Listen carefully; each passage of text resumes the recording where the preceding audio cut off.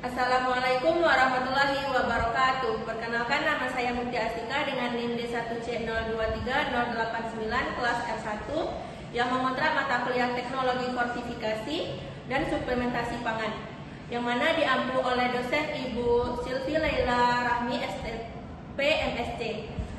Di sini saya akan mempresentasikan hasil tugas saya mengenai efektivitas fortifikasi garam di negara Filipina, yang mana ada implementasi, pengolahan, penggunaan, dan tantangannya. Masuk ke latar belakang. Garam merupakan bahan pangan yang dikonsumsi hampir seluruh masyarakat, yang mana yodium penting untuk fungsi tiroid dan perkembangan otak. Kekurangan yodium yang menyebabkan gondok dan penurunan IQ dan gangguan kehamilan. Di Filipina menerapkan fortifikasi garam melalui ASEAN Laos sejak tahun 1995. Adapun tujuannya yaitu mengkaji pelaksanaan fortifikasi garam di negara Filipina, menjelaskan proses pengolahan dan penambahan yodium pada garam, dan menganalisis penggunaan garam beriodium di masyarakat, serta mengidentifikasi tantangan program fortifikasi. Selanjutnya ada metodologi. Yang pertama, menggunakan data National Natrium Survey pada tahun 1998 hingga 2013, dan desain penelitian menggunakan survei potong lintang, serta sampelnya ada anak usia sekolah, ibu hamil, ibu menyusui, lansia, dan indikatornya kadar yodium urin.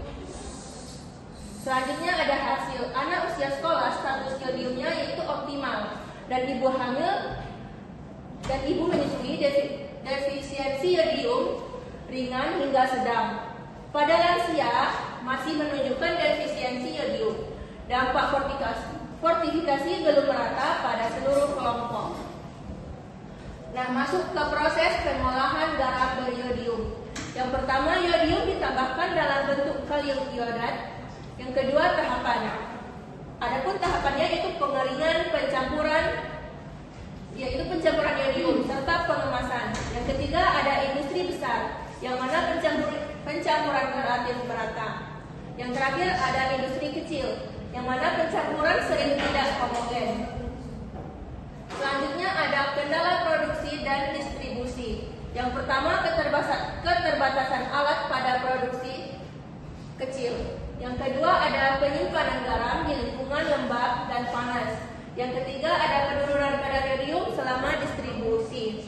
Yang terakhir, kadar yodium rumah tangga sering di bawah standar. Selanjutnya ada penggunaan garam beriodium. Yang pertama, hanya lebih kurang 25% rumah tangga menggunakan garam beriodium sesuai standar.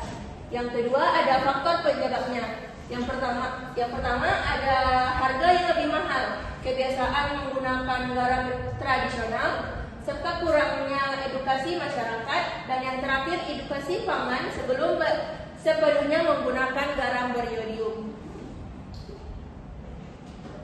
Nah, adapun dampak kesehatan yang bagi kekurangan yodium, yang pertama pada anak, penurunan kecerdasan dan prestasi belajar. Yang kedua ada pada ibu hamil, yang mana risikonya yaitu keguguran dan gangguan perkembangan janin. Yang ketiga, dewasa dan lansia, yang mana gangguannya itu fungsi tiroid dan gondok. Yang empat, dampak jangka panjang pada kualitas sumber daya manusia. Adapun kesimpulannya, fortifikasi garam efektif meningkatkan status yodium anak pada anak sekolah. Kelompok ibu hamil, ibu menyusui, dan lansia masih rentan defisiensi.